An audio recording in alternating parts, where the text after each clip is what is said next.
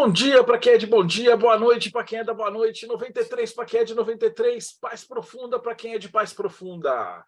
Você está no Boteco dos Illuminates e hoje a gente vai falar sobre filosofia, porque na verdade, todo mundo fala sobre filosofia para aprender hermetismo, para aprender cabala, para aprender hermetismo, você precisa saber filosofia. Mas como é que se estuda filosofia? Né? E aqui dentro do Boteco a gente tem um cara que estuda isso há uns 20 anos e ele está lançando uma série de livros que ensinam como é que se estuda a filosofia. Então não a filosofia, porque você tem vários livros, vários filósofos famosos, tem uma estrutura, tem por onde começar, e geralmente quem está começando agora não tem a menor ideia de por onde que começa. E aí a gente ficou enchendo o saco do Jacobina para ele fazer todo um processo e ficaram maravilhosos os livros, né? Então hoje a gente vai entrevistar ele sobre como é que se estuda filosofia, né? Então no Boteco de hoje, pelo Projeto Mayhem, Rodrigo Elutarque. Salve, pessoal! Hoje eu quero saber como é que estuda filosofia no Boteco. Diretamente do Japão, Robson Belli. Ohayou gozaimasu para quem está aqui comigo, konbanwa para quem está no Brasil, konnichiwa se você estiver vendo à tarde, isso em qualquer outro horário. É um prazer estar aqui entrevistando o Paulo, porque eu quero saber quanto a filosofia ocidental pode casar com a oriental aí. E diretamente das catacumbas do Morte Súbita, Tiago Tamosauskas. Boa noite, galera, representando mortesúbita.net, e eu quero saber se a vida examinada vale a pena ser vivida. Seja bem-vindo, Paulo Jacobina. Eu não vou ler currículo, essas coisas. Se você não sabe quem é o Paulo Jacobina, então você começou pelo vídeo errado, cara. Volta a 50 vídeos e aí você vai ver que ele é o cara do boteco que é responsável por fazer as melhores perguntas para o convidado, né? Tanto que aqui a gente brinca e fala assim, quem que a gente vai convidar? O cara tem gabarito? Aí o Thiago vira e fala, será que ele sobrevive às perguntas do Jacobina? Aí a gente faz uma votação e fala, esse sobrevive. Então, esse cara é bom, então vamos convidar o cara. Mas por que ele tem as melhores perguntas de todo mundo? É porque o Paulo sabe como é que faz a parada. Então, seja bem-vindo mais uma vez, Paulo. Valeu, Marcelo, Robson, Thiago, Rodrigo e todo mundo que está aqui com a gente, né, para a gente conversar um pouco, tentar elucidar algumas coisas sobre filosofia e divulgar essa campanha que tá vindo aí. Então, vamos começar. Deixa eu até mostrar para o pessoal. Esses eram os livros que estavam no Clube dos Autores, né? Mas eles são capa mole e tal. E a gente decidiu juntar tudo num volume só. Capa dura, bonitinho, prático, né? Então, a primeira pergunta que eu vou fazer para você é de onde veio a ideia de escrever um livro chamado A Prática Filosófica? Como é que se estuda filosofia? Tá, vamos por partes, então. Né? A ideia da prática filosófica ela surge dentro do Pedra de Afiar. O Pedra de Afiar é uma associação filosófica sem fins lucrativos, do qual eu faço parte. Inclusive, eu sou membro fundador.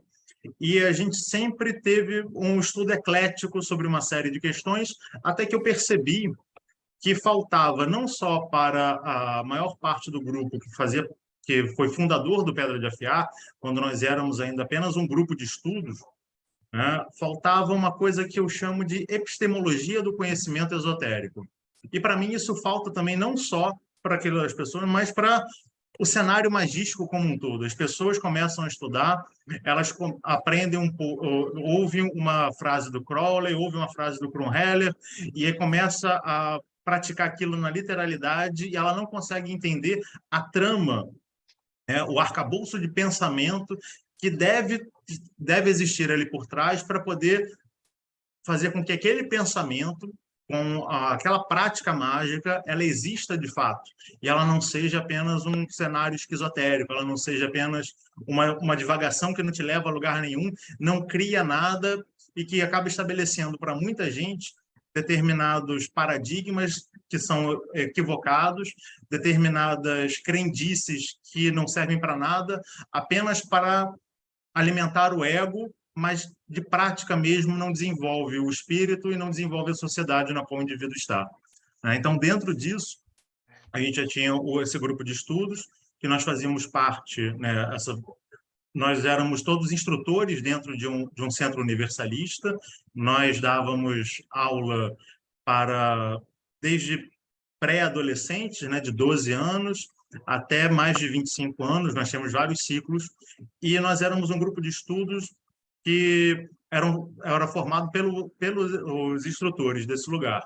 Lá, eu, por exemplo, era da FRA também, né? Tinha uma área da Sociedade Taoísta, nós temos membros também que eram da Nova Acrópole, da Sociedade Taoísta Brasileira e de vários outros grupos, e nós fomos desenvolvendo uma série de pensamentos, uma série de estruturas, chegamos a criar o canal do Pedra de Afiar também, inicialmente como material para divulgar informações para esse grupo de estudos, e recentemente a gente começou a divulgar o canal para mais gente, e chegou um determinado ponto que a gente resolveu criar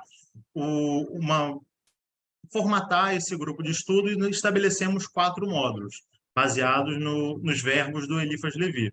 O primeiro módulo, que é o módulo do pensar, né, que a gente estabeleceu como pensar, então nós teríamos o primeiro nível, você teria o pensar, no segundo nível você iria o usar, no terceiro nível você iria o querer e, por fim, calar.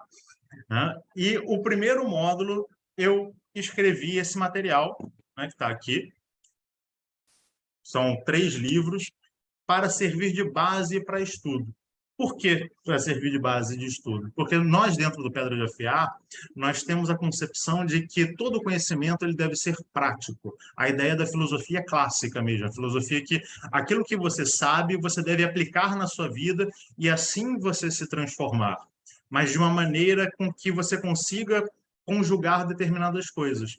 Né? Então, dentro desse material, que vocês vão encontrar quando o Marcelo lançar a campanha do financiamento coletivo, junto com outros livros também, a gente vai encontrar, por exemplo, no primeiro capítulo, a ideia do tudo.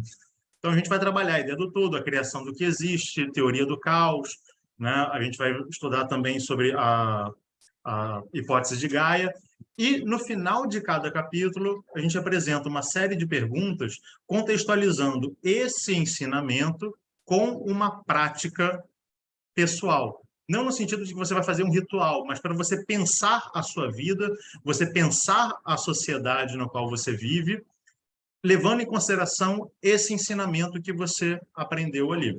Então, esse foi mais ou menos o início do grupo. Nós temos grupos de estudos no Pedra de Afiar, mas apenas de maneira presencial. Estamos até, inclusive, pensando em fazer de maneira virtual e abrir para outras pessoas também. Pode falar, Thiago. E a forma como você escreveu esse livro, ela é focada em alguma tradição, ou algum grupo de filósofos, ou algum período em particular, ou não? Você pega tudo que você vivenciou, estudou, conheceu e juntou numa síntese?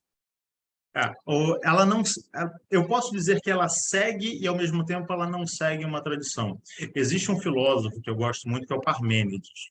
Né? Ele vai abordar a questão do ser e do não ser, e, para mim, o Parmênides ele sempre foi muito mal interpretado, porque a gente segue muita análise dos pré-socráticos, principalmente, dos chamados pré-socráticos, com base no racionalismo alemão.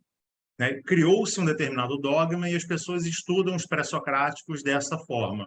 Né? E, com o passar do tempo, nós tivemos uma série de outros filósofos, como o próprio Nietzsche, que ele revisita esses pré-socráticos e traz novas interpretações para ali dentro. Dentro do pensamento desse curso em si, né, desse material, porque esse material ele serve de base para os nossos grupos de estudos. Os nossos grupos de estudos, eles partem desses livros, mas eles não se limitam a esses livros em nossos encontros. Então, vocês vão estar adquirindo, através desse financiamento, o material base, mas não todo o arcabouço de pensamento. Então, eu desenvolvi um pensamento baseado em 3 níveis. Nós precisávamos, através dessa criação, dessa epistemologia e dessa amplitude de conhecimento que alguém precisa ter para começar a viver uma prática magística, né? Eu separei em 3 macrotemas. O todo, a sociedade e a filosofia primeira. A filosofia primeira é a nomenclatura que os pré-socráticos utilizavam para se referir àquilo que a gente conhece hoje como metafísica, porque a metafísica também é uma nomenclatura que surge na Alemanha, já bem mais recentemente, fazendo uma divisão das obras do próprio Aristóteles. Então, você tinha os livros de Aristóteles que iam até a física, e para além da física, né, a metafísica, o livro de física, você tinha temas que eram temas mais abstratos.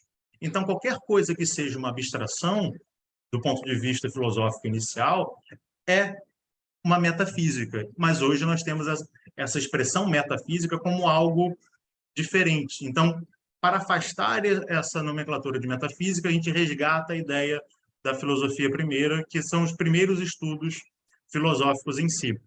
Esses três tripés, né, esses três pés que formam esse tripé, o todo, a sociedade e a filosofia primeira, ela aparece em cada capítulo. Ou seja, cada livro que eu escrevi inicialmente, né, nós vamos ter esse lançamento unificado, possui 6 capítulos. Cada capítulo é dividido em 3 tópicos. Cada tópico desse tem uma representação dentro do próprio capítulo do todo, da sociedade e da filosofia primeira. Então, você vai encontrar, né, no primeiro capítulo, por exemplo, que é o capítulo sobre o todo, a gente vai ter a criação de tudo o que existe. Isso é a parte de filosofia primeira dentro desse capítulo todo. A teoria do caos. Essa vai ser a parte do todo dentro do primeiro capítulo. E depois a gente vai ter a hipótese de Gaia, que é a parte de sociedade dentro do todo. A partir daí, a gente vai desenvolver sempre esses arranjos desses 3 temas dentro de um tema maior. Porque tudo, na verdade, é uma coisa só. Mas eu precisei separar em 3 tópicos diferentes, né, em 3 formas de abordar diferentes cada assunto, para fazer com que a gente consiga perceber ela como um todo. Então, nós vamos ter um tema, como, por exemplo, o todo, que é o tema que dá início ao capítulo, ao livro, e a gente termina com o vazio. Nós temos um tema que é um tema norteador de cada capítulo.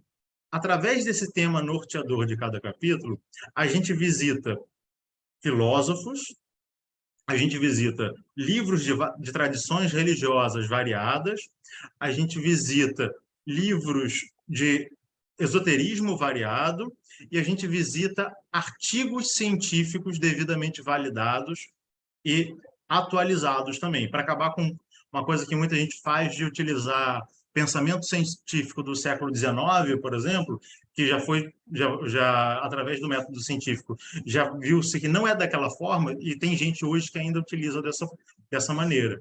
Então, a gente aborda um determinado tema de maneira filosófica, fazendo comparação de ideias, construindo determinadas coisas, guiando o estudante na construção de um determinado pensamento e mostramos aonde, em cada lugar, você vai encontrar essa informação também, mostrando essa pluralidade de informações. Porque, por exemplo, numa prática religiosa, dependendo da doutrina na que você segue, você tem uma determinada visão, você tem um determinado viés. Esse viés atende à percepção de um lado da verdade objetiva. Em compensação, numa prática esotérica, você vai pegar um pedaço daquela parte religiosa, dependendo do seu segmento, e mais um outro pedaço. A ciência vai ver uma outra informação. E através dessa comparação dessas várias formas de se pensar, a gente consegue chegar perto da verdade objetiva.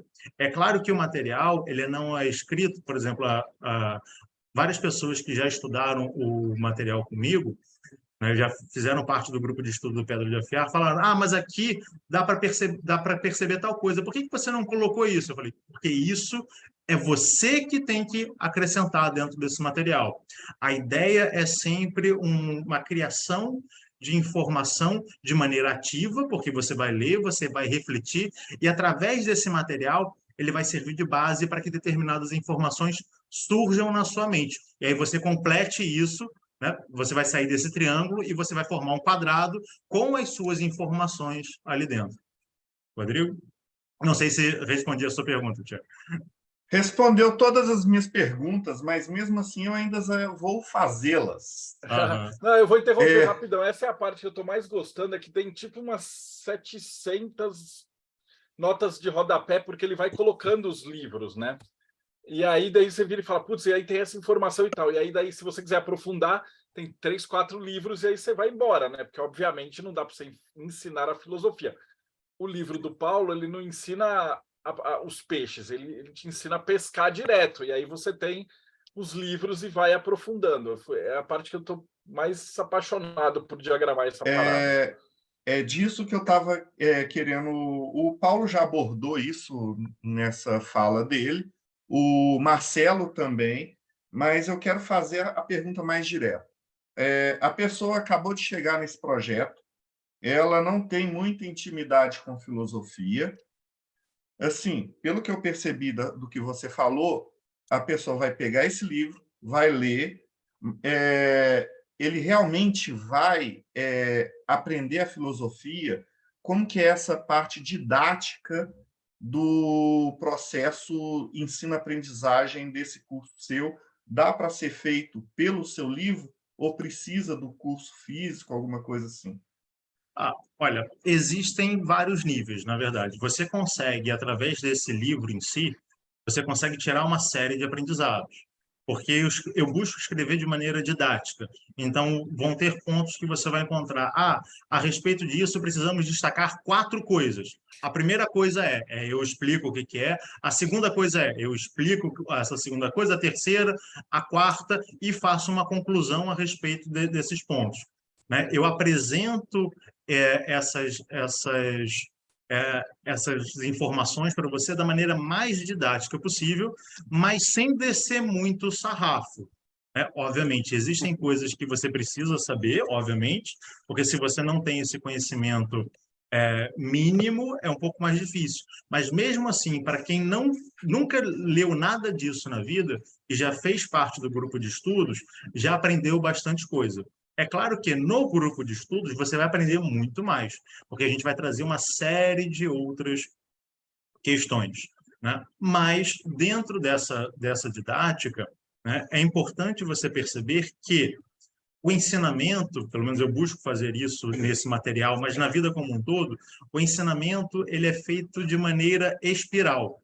Então, existem coisas que você vai ler no primeiro tópico, que você vai entender, e existem coisas que você não vai entender, e existem coisas que você nem vai perceber. E à medida que você vai lendo o material, essas outras coisas vão começando a fazer sentido para você, e coisas que você não percebeu vão começar a despertar dentro de você. Porque cada capítulo ele pode ser lido de maneira individual, cada tópico pode ser lido de maneira individual, mas ele é organizado dentro de uma construção lógica e sistemática. Para você ter uma ideia, no capítulo 17, ou seja, lá no final, porque são 18 capítulos, o capítulo 17 se chama Abstrações. A gente vai falar sobre o tempo, no tópico 1, liberdade, no tópico 2, o espaço, no tópico 3. Mas para eu falar de liberdade, eu preciso que você já tenha estudado lá no capítulo 13 o livre-arbítrio. Eu preciso que você tenha estudado no capítulo 11 a mudança na sociedade. Eu preciso que você tenha estudado no capítulo 8 o movimento e o problema da mudança. Eu preciso que você já tenha estudado várias outras coisas para que você já tenha essa base para chegar nesse determinado pensamento. Porque, como eu estou falando para um público que é heterogêneo e que, no geral, eu desconheço, eu preciso dar alguns passos atrás para homogeneizar o conhecimento de todo mundo, porque cada pessoa parte de um lugar diferente. Dentro do cenário esotérico, por exemplo, existem autores que vão falar sobre o éter, e quando você vai fazer o cotejo do pensamento entre eles estão falando de coisas completamente diferentes. Eles apenas chamaram de éter, que é a mesma coisa para eles. Né? É o mesmo nome, mas tem um significado completamente diferente, é um símbolo completamente diferente para cada um desses autores. Então, como cada pessoa tem um viés próprio, tem uma bagagem própria, os primeiros capítulos eles vão conduzindo você e agregando conhecimento, dando conceitos, apresentando uma série de referências, né? Referências de pessoas que talvez você não conheça, mas de pessoas que são conhecidas, como, por exemplo, o Marcelo, ele é referenciado nesse livro, o Tiago também é referenciado nesse livro, tem pontos dos pensamentos, das obras deles, que são acrescentados ali dentro, que vão te ajudar a ir pensando cada vez mais e desenvolvendo degrau a degrau. Só colocar que também no final de cada um dos capítulos tem questões para autoaprofundamento, né? Que é para você se monitorar. Então você faz algumas perguntas que a pessoa pode ver se ela aprendeu realmente, né, o que estava ali ou não. A minha questão é o seguinte: você meio que já respondeu falando que você dá um embasamento assim antes de pegar pesado com o estudante, mas a questão é: existe algum pré-requisito que o leitor tem que ter, não necessariamente saber, mas alguma coisa que você espera da pessoa que vai ler o livro, que tem algumas qualidades que a pessoa tem que ter, e sem elas ele não vale a pena? Ela precisa primeiro conhecer português, isso é fundamental, e ela tem que ter concluído o ensino médio. Isso é básico. Porque existem determinados conceitos que a gente traz de maneira mais didática, que são coisas que, em tese, se estuda no colégio, no ensino médio, ou, dependendo do colégio, até mesmo no ensino fundamental, né? Você vai ver, por exemplo, questão de geometria euclidiana, por exemplo, ou geometria não euclidiana. Isso você, em tese, estuda no colégio. Só que a maior parte das pessoas passa batido por essas coisas. Então, no início, quando a gente vai citar esses exemplos para algumas pessoas, pode parecer diferente. Claro que existem determinados pontos, como, por exemplo, existe uma parte que a gente está organizando a existência do ponto de vista micro, e a gente está falando de ups, down, quarks, né? Uma série de coisas que são conceitos que, para a maior parte das pessoas, é complicado. Mas aí a pessoa tem que entender o seguinte: ela tem que entender o pensamento, não necessariamente aquilo que está sendo dito ali. Ela precisa buscar ali dentro, né, a ideia do o que está sendo dito, não a literalidade do que está sendo dito em si. Mas se você consegue fazer isso, você pode adquirir o livro e começar a estudar. Paulo, eu estou aqui jogando dinheiro na tela, literalmente, e nada está acontecendo. Cadê meu livro? Onde que eu pego ele? Tem que falar com o Marcelo, ele que vai lançar a campanha. Então, deixa eu explicar como é que a gente fez uma reunião com o Thiago, com o Paulo, tudo. A gente vai fazer os livros agora do primeiro semestre. Então, o carro-chefe é o Atalanta Fugens, que é um dos maiores livros de alquimia do século XVII, então não deu. Um dia, lá pelo século XXIII, o livro do Paulo Jacobina vai ser os maiores livros do século XXI, mas o Atalanta é o carro-chefe. Mas aí, junto com ele, a gente prepara um pacote de livros para você aprender alquimia, filosofia e um pouquinho de uso de enteógenos, quem tiver mais ousado, né? Então tem todos os verbos aí. E está começando no Catarse, a gente vai ficar mais ou menos um mês e pouquinho, e aí você vai poder comprar o pacote, ou só o livro do Paulo, ou o Atalanta, e vai estar tudo. Eu vou colocar o link aqui embaixo, mas vai ser assim, catarse.me/Atalanta. E já deve estar no ar. E aí você vai conseguir, se você quiser comprar os livros de alquimia e tal, tem tudo, tem um pacote com filosofia com tudo, ou se você quiser só os livros de filosofia, ou se você quiser qualquer negócio aí, vamos fazer que, por financiamento coletivo, a gente já sabe, né, que funciona. O Robson disponibilizou um Grimório, então se a gente conseguir bater meta, como quem já apoiou História da Magia e tal, que o cara acaba comprando 6 livros, ganha 10 livros em casa, né? Então, a gente espera conseguir fazer muita gente. É importante isso no financiamento coletivo, porque quanto mais pessoas apoiarem, mais a gente consegue arrumar. Então, marcador de página, cartão postal, negócio de tarô, a gente consegue um monte de coisa bacana para incluir neste projeto. Eu acho que é isso por hoje, né? A gente não tem necessidade de estender mais. Paulo, foi sensacional a tua apresentação. Você sabe que você é um dos caras mais queridos daqui do Boteco. E eu acho que para mim é uma grande honra a gente poder publicar esse livro de uma forma bonita mesmo. Porque o Clube dos Autores mesmo é o capa mole e tal, a diagramação ela é limitada e tal. E a gente fez de um jeito que o livro está ficando muito lindo e organizado nos 18 capítulos e tal. Então, capa dura, eu acho que vai ser uma adição fantástica para quem quer. Marcelo, só fazendo um comentário. No Clube de Autores só tem o primeiro volume, tá? Os outros volumes não é disponibilizado ao público. Vai ser exclusivamente pela campanha do Marcelo, porque é um material que é restrito ao grupo de estudo do Pedra de Afiar. Então, mesmo que você não seja, você vai passar a ter acesso através do financiamento do Marcelo. Eu acho que depois seria interessante vocês pensarem em colocar uma versão por Zoom para o pessoal, porque com certeza absoluta a galera que começar a ler esse livro vai querer aprofundar nisso daí. É como a gente fez o treinamento mágico e a Ordem Martinista que foi responsável, agora tem uma galera que entrou, o povo tá estudando todo mundo junto, eles estão fazendo o processo e tal. Então o resultado desse outro financiamento foi super legal. Que a gente está com uma galera aprendendo martinismo, fazendo lá os processos do Lippens Levi, do Papi, junto da Ordem. Então, com certeza, vai se preparando, porque o pessoal vai querer estudar. Isso é muito show de bola. Rodrigo Lutarque, considerações finais.